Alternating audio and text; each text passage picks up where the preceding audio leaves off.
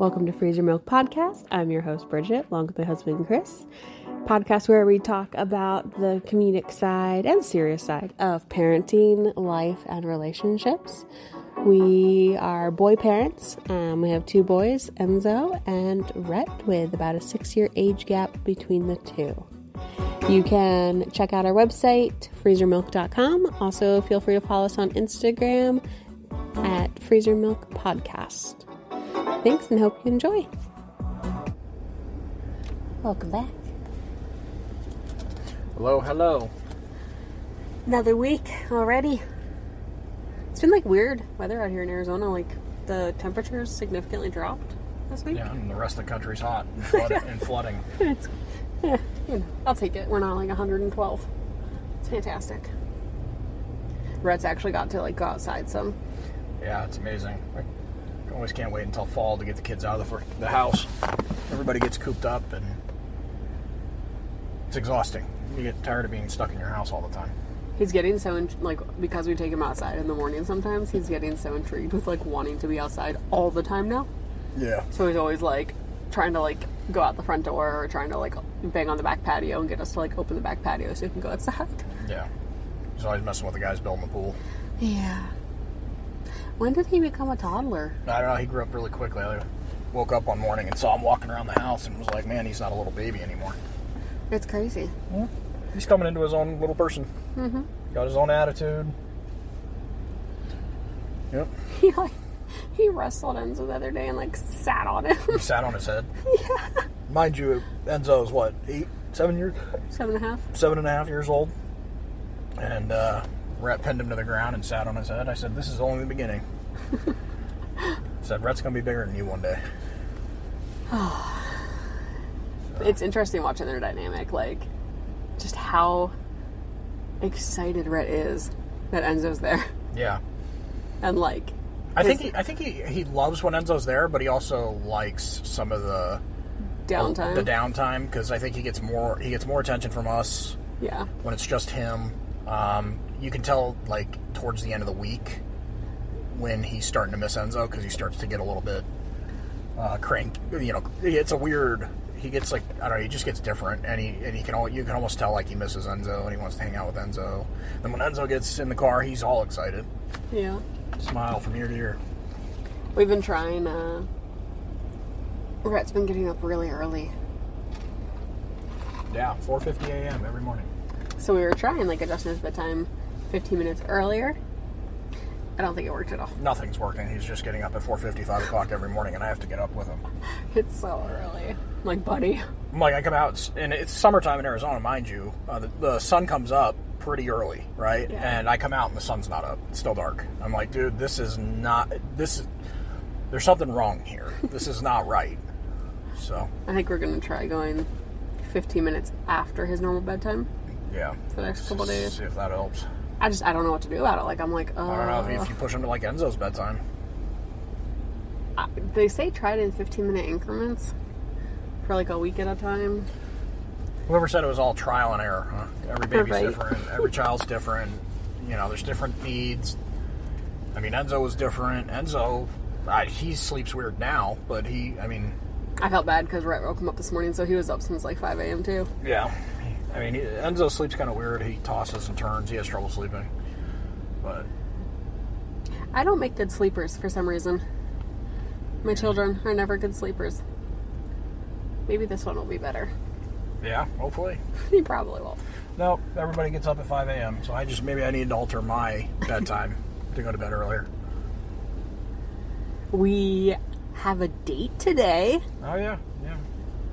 Yeah, with our doula. Yeah. And her husband. It's so exciting. Yeah, we haven't done anything in a long time. Well, we did the movie. Yeah, I guess that's true. But we haven't had... A couple's date. I don't know if we've ever had a couple's date.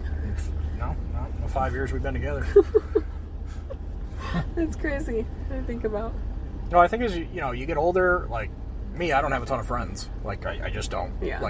It's hard to find friends. It's hard to keep friends. It's hard to nurture and maintain those relationships. You don't have. You have the people that you talk with, and you have some friends, some girlfriends, but everybody's busy. Everybody's got careers, babies, lives. So it's hard to find people to go do shit with. It's hard to find the time. It's hard to find time. That aligns with everybody's schedule and financially, setting up babysitters and all that. I mean, that's just it. Like, it wasn't like when we were back in our 20s and a friend would call and say, hey, we're going to the bar, let's, saddle up. No, it wasn't. We didn't do anything it's not anything like that. Our whole world changes. We have to, figure out childcare. We have to figure out the expense aspect of it. We have to figure out just all sorts of stuff just to make it happen. Mm-hmm. So I think it's more exhausting to try and make it happen than it's worth. But I don't know. I think it's exciting. We get to do something different today. I'm looking forward to it. I think it'll be a good time. Pregnancy is moving right along. We're in month 5 already. Before you know it. We're already halfway there. Yeah. Isn't that crazy? It's terrifying. It's going so fast. Well, I won't be getting any sleep anytime soon. No, probably not. Between baby 1 and baby 2 and baby 3.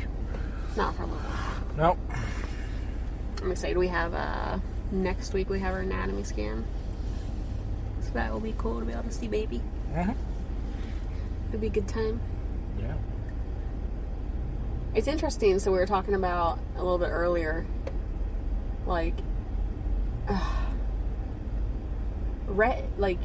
he's too young to quote unquote discipline, but he is a terrible listener. Yep. Just terrible. And he's so curious. Then again, we were so used to Enzo. And yes. The majority of the time, I would say 95% of the time, Enzo is a very, very good listener. He does things a little bit differently. He is just... He is who he is. He is who he is. He does things differently. He tries to not get in trouble. He is just a straight shooter. Rhett is on the opposite side of the spectrum, and he doesn't care. He's that number 2 child. He's just, I don't know what we're going to do with you. He's the boss of the house. You see him roaming around the house, we're working and stuff. He's banging on the doors and right. I'm here. I'm trying to cook eggs for you for breakfast this morning. He comes in and he's getting in between me and the cabinet and trying to push me away from the cabinet. And, Dad, I'm here. I'm right here. You look at me kind of deal. And I'm like, man, yes. God, you're bossy. He's a tiny tyrant. Remember Enzo used to be a tiny tyrant back in the day? Back in the day, yeah. But you even said when he was a baby, he was really good. He was. He didn't really get into stuff. He was very calm. Rhett's into everything. And heaven forbid anyone eats. The nanny was talking about today. She was like, he was eating, his breakfast. And she's like, I opened up a nectarine or tangerine or whatever. And Rhett, freaked out until she would give him some of it. So she was like, I split my tangerine with him, and then he got mad that it was gone. Now we got to start paying her for groceries. Right. He does the same thing, though. We were eating dinner last night. He had already eaten dinner. But all of a sudden, oh, no, Mom has food. Yep, I'm hungry. I want whatever she has. He's a bottomless pit. That's all he does is eat. He just eats and eats and eats and eats. And he's so, he's skinny and lengthily. He's got a very fast metabolism. He runs around the house. Yeah, I know. He's always constantly sprinting around the house. We've given him things with wheels, and he's not even interested. He'd rather just run. Yeah. It reminds me of Forrest Gump. It makes me laugh so hard because he has this little baby scooter tricycle. I guess it's a tricycle bicycle thing. Mm-hmm. And he won't really ride it anywhere, but he'll go sit on it and just stare out the slider doors at the workers. Right. With his apple. All right, just sit there watching them. I'm like, you look like such a little gangster baby. Right. It makes me laugh every time I see it. I'm like, oh God. His latest obsession is hiding in cabinets and climbing on chairs. Which is terrifying. Yeah. Especially the hiding in cabinets, because you'll be, 1 minute, you'll be watching him, and the next he'll be gone. And you're, looking around the house, and you're like, oh, shit, I lost the baby. And you're, trying to figure out what he got into, and you're checking everywhere, and then he pops out of a cabinet, surprise, I'm here. I'm like, oh. If I can't see him, I'll just start going, where's Rhett? Where's Rhett? And he'll get all excited and, make noise or, bump the cabinet door, and I'm like, there you are, you fucker. Found you. He just has, so much energy. I'm like, man, if I had a third of the energy you have, I would be the most productive person in the world.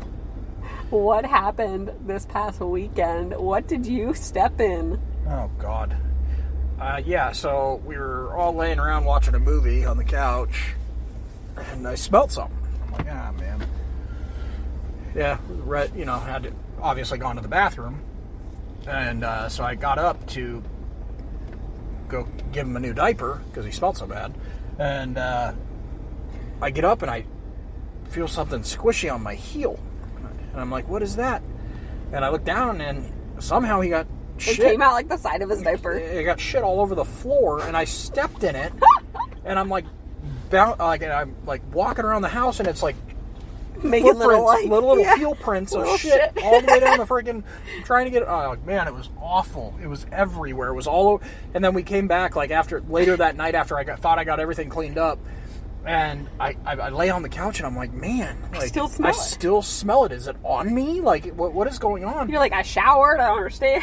Where I was laying my head, there was a streak that was barely, just almost invisible, but there was like a streak. And I'm like, it was right there, and I'm like, oh man, my face has been in it this whole time. I'm like, oh, it was a rough weekend.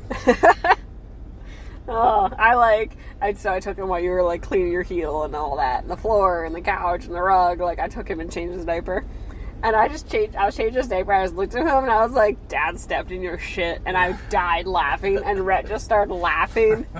I was like, of all the things to happen. I'm like, I have yet to be peed on by a baby. Yeah. Like, never been peed on. Don't wait, this baby will. And then I stepped in shit. I'm like, man. I don't know. It's just crazy. Like, with kids, I keep watching everybody, on social media or in movies or whatever the case may be, and you see these parents and you're like, man, why do people do this to themselves? Why do they have all these kids? And then you realize that these moments that you have with these kids, even me stepping in shit is something that I'll remember forever. Yeah. Oh, what was like the other thing that happened this weekend is like Rhett was like patting your hair.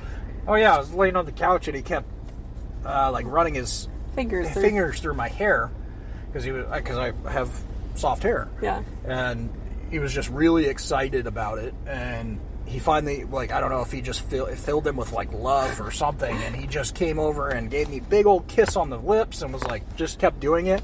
Because he was just so happy and excited. So much love. It was I was like sitting back observing it all and just watching him like rub his fingers through your hair. Like you just saw his face go to like, I love so deeply. Yeah. Like pure love.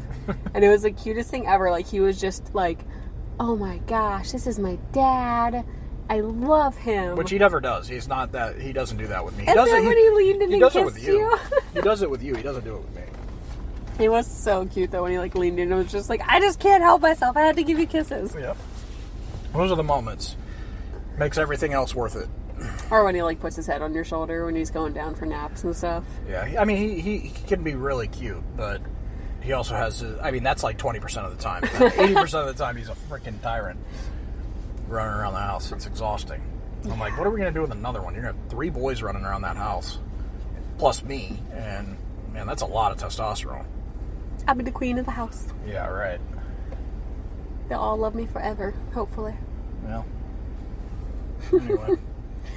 So, going back to, like, discipline, etc., I don't know what we're going to do with Rhett.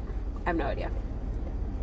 But we were talking about Enzo a little bit and talking about, like, split households and different rules and different methods and approach. And even, just reminding ourselves, like, you and I even have to calibrate every once in a while to make sure that we're trying to at least do it right. Like, well, just that we're on the same page. Like, if I give 1 warning before, taking away a privilege and you give 2, or I give 2 and you give 1, like, just making sure we get on the same page so that it's consistent.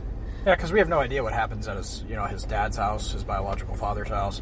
Like, we don't know how he parents. We don't know, what he does for, so, quote, punishment, or, but... me and you have to come back and like, hey, this is kind of how I see we should be doing this. You have to be on that level. Otherwise I think they get a little confused, and then they're walking on eggshells because they don't know how to, they have no idea, because they have 4 different adults, or how many ever adults in there that are in their lives telling them you got your teachers telling them how to behave, you got your 2 sets of parents telling them how to, behave, the grandparents are telling them how to behave, and everybody has their own spin on how to behave. Yeah. And he's like, man, it's dizzying. And now he's an extremely emotional kid. Mm-hmm. So it's like, we had to kind of reevaluate that one. Yeah. But we still don't have the answers. So. I think it's tough because, like, trying to figure out what type of discipline works. Like, we're not really fans of spanking. I don't feel like there's benefits into it. The research that we've done, we don't feel like it's for us. Timeout, I don't know that he really benefits from it. Because he's a very creative kid, so he can, get lost in his thoughts, whether he's on timeout or not, and be great chilling for 10, 15 minutes, just lost in his thoughts. He's a super creative kid that way. He enjoys his screen time, so we take that away. That's the end of the world. He gets really not mad. He just gets really sad about it. And he cries. And yeah, cries he cries when we tell him hey, you don't have screen time for the rest of the day or something like that. And we were talking about it last night because he had lost screen time, and it's confusing to me sometimes because I'm like, it's not like we're telling you have to go sit and stare at a wall all day. You have books, you have Legos, you have toys, you have Pokemon, you have a ton of other things you can do. You just can't do your Switch or TV. But he gets really, really upset about it. So then you're like, is this too much of a punishment for him? Is it too much of an emotional toll to take this away from him? Yeah.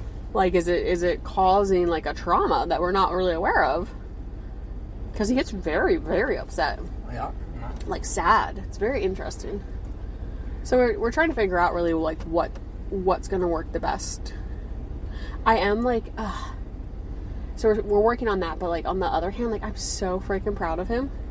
So before we talked about some chores he was gonna do, and we trained him on these chores and said hey, these are chores you do the day before you go back to your dad's. And we're on a weird week this week because his dad had him a little bit longer because they were all sick and stuff like that.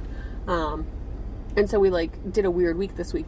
Well, this morning you went and you dropped him off at school, and I went through his room and bathroom and all that, and he did those chores without even being asked. Yeah. And some of them were a chore he's only been trained on one time. And I was blown away. Man, you crushed it, dude. Did you tell him that? No, because he was already gone. I didn't realize it till he was gone. I was he has a half day. You should probably call Jordan and say you want to talk to him. Yeah, I can do that. I think he needs affirmation. I think he is definitely a affirmation individual, and I think he needs quality time. Yeah. And unfortunately, we are busy, and I don't know that we necessarily give him everything that he needs as far as that's concerned. And we don't know what happens on his dad's side. So I'm so proud of him though. And then so he's been a week in school now. Yeah. And he is doing great already. So that's exciting to see. I think he's excited. He's in the Excelled Learner program again this year. And then he got selected with 5 other kids to go and do 3rd grade math instead of 2nd grade math. Right. Which I thought was pretty cool. Yeah. So I just get so proud of him sometimes about that stuff. But yeah, I think I'll definitely give him a call today and let him know I was proud about the chores that he did. He needs to hear that, because a lot of times he only hears the negative stuff. Yeah. We're not... we try to balance it as much as possible, when we tell him we're proud, but it takes, he does one good thing, it takes, or he can do 10 things right, and do one bad thing, and that's... undoes all the good in his mind. Exactly, it undoes all of the good. In his mind. In his mind, yes. So, we have to remind ourselves, and that was the thing we brought up, we're man, he is still a young kid. He is not very old. No. He's still a little kid. He's not an adult yet. It's tough. It is tough. It's a balancing act, and again, there's no real clear-cut path, and it's not the easiest thing in the world. I don't know. I think we just do the best we can. Yeah. I would agree. Well, hey, we're going to jump off. We have a date to get to, and lots of other fun things planned. Yeah. Thanks so much for listening. Have a good week. We'll see you next week.